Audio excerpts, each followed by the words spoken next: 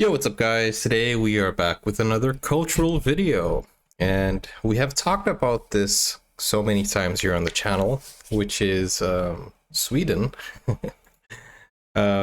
It's nice that you guys like watching these videos about travel, culture, and economy and stuff like that, traditions.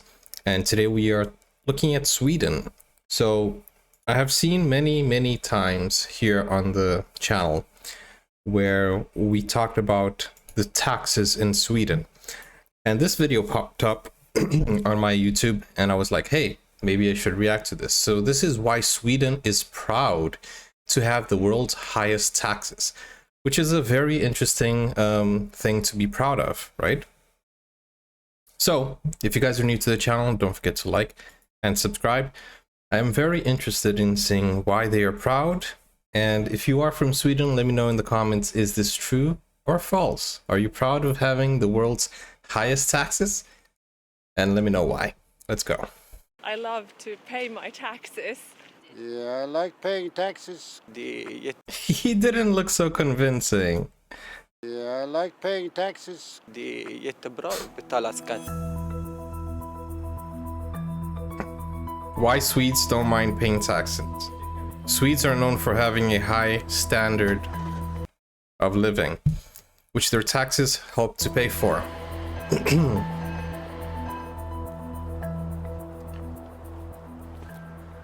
Sweden is sort of infamous for having the highest taxes in the world, but the truth is a little bit more complex than that. Sweden has a progressive tax system, meaning that people with a higher income pay a higher percentage of taxes than people with a lower income. A quite large proportion of tax money goes into education, healthcare for children, parental leave, and parental support. That is kind of like the same here in the UK. In London, you have different brackets, and if you earn up to, I think, 12,500 per year, you don't pay any taxes. And then if you earn above that, you start paying 20% tax from the money that you receive above 12,500. So basically, you don't pay 20% of everything you earn. You pay 20% of the money you earn above 12,500 a year. Det är lite hög, men det är bra också. Det är sen efter kommer tillbaks. Om du betalar mycket, du kommer tillbaks. Det är jättebra. So you get a lot of things, healthcare, libraries, roads, whatnot. And I don't even think about Whatnot. how much taxes I pay, because I think the system works very well. Okay, so here in the UK, there's a scheme where your employer pays taxes on your behalf, right? Is it the same in Sweden? The thing is, if you're self-employed, then you have to submit your own taxes, and you have to pay the government, and you can get a tax relief depending on your expenses as a self-employed, but you still have to pay the taxes on your own. It's through the app or through the website. It's not very hard. So Sweden's tax agency is one of the country's most trusted institutions. My name's Ida Norberg, and I'm a sociologist who's did my PhD in Scotland and now moved back to my home country, Sweden. Swedes generally, if you look at the research, are really supportive of the idea of paying higher taxes in order to have a well-funded welfare state. Well, the underlying philosophy of the welfare state in Sweden was really funded on this idea that it was not this kind of welfare state of a last resort, rather a well-funded resource that was going to be used by everyone in the population. Yeah, so I mean, it's a contribution, like the whole country comes together so that the country can develop not only for the rich, but for the poor as well. And everyone can have a very good lifestyle. In my country, Brazil, there are different, very different classes. So we have the very poor, and then we have the very rich, which is something to find here in the UK. We don't see a lot of people who are very rich and a lot of people who are very poor.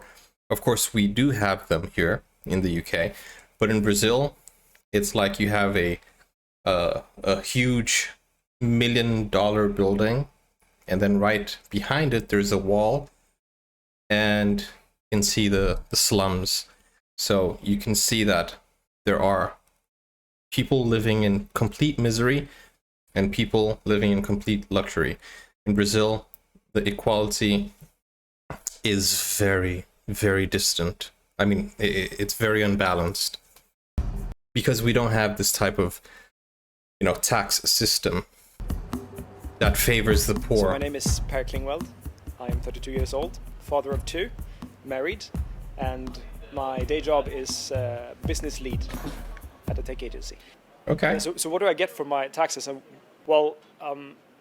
have several university degrees, 5 years of education, Wow. 6, and that was for free, no tuition fee. Whoa. And then we've been on parental leave, both my wife and I, about 1.5 years each in total. Wow. And we have our kids at daycare full time.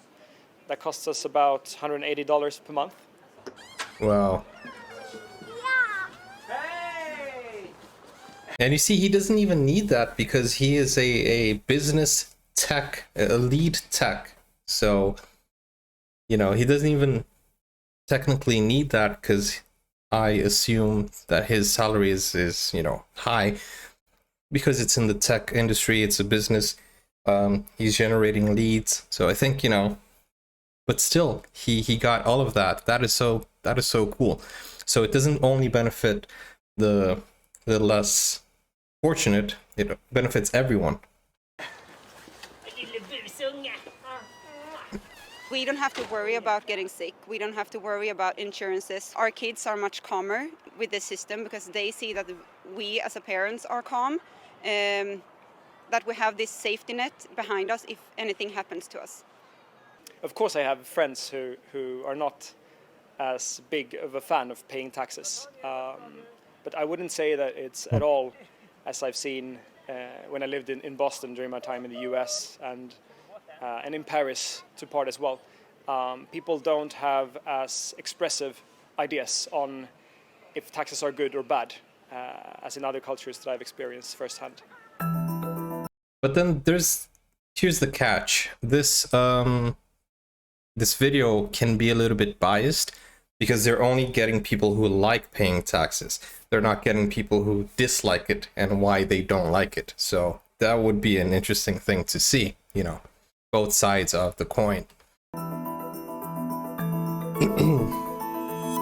So there has been some tax cuts and things like that in Sweden in the last couple of decades that has had an impact, but those kind of debates don't really get framed as like a challenge to the existing welfare state, but more like tweaking the details.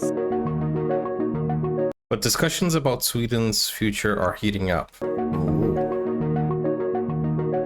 I think Sweden has been quite successful in building up a welfare state and using the tax money, but I think the downside of this is we already have this recipe for success and we're trying to use it with new challenges coming up with globalization, climate change, etc. One group that is probably going to be quite affected by the future challenges are migrants who are not yet or will never be within the Swedish system. In order to qualify for the services of the welfare state, you need a personal identification number, and this is getting increasingly difficult to obtain.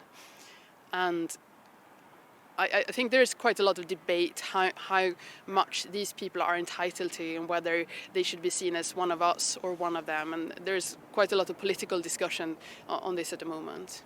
Everything from digitalization to migration to urbanization, these kind of huge trends that makes it a lot harder to plan for the decades ahead. But in general, there's a high level of trust in the Swedish society. So we trust that the public sector will do good things long term with our money. See, that's the thing. Swedes trust their government, and Swedes. Sweden trusts their government, and you know, that's a good thing. You know, when you have trust in your government and when you believe that they are doing a good job, and when the government actually is honest. I know that all over the country, I mean, all over the world, there are, you know, corruption.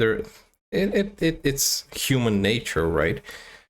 You can't be 100% free from the, you know, the downsides and the bad things of the world. There isn't a one perfect country, but there is less of it. And we can, I mean, surely we can compare. And while we're on the topic of